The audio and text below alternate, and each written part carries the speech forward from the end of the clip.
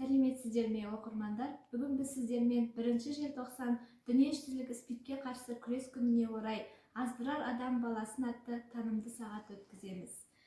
СПИД пандемиясы аумақты, ұлтты, жалпы адамзатты жынысы мен жасына ажыратып жатпайтын, бүкіл жер шарына қаһарын төгіп, бүкіл қоғамды зардаптайтын дүлей күш. Денсаулық тәрбиесі ортақ мәселе.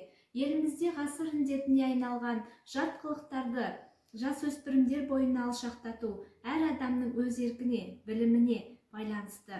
1 желтоқсан дүниежүзілік СПИДке қарсы күрес күні. Бұл күн жапа шегушілердің қайғы-мұңына, осы жұқпалы дерттің әлем бойынша қауіптілігін түсінетін ниетке толы.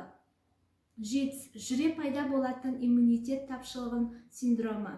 ЖИТС ауру емес, ол тек басқа жұқпалы аурулардың жұғуына жағдай жасайды. Яғни адамның қорғаныш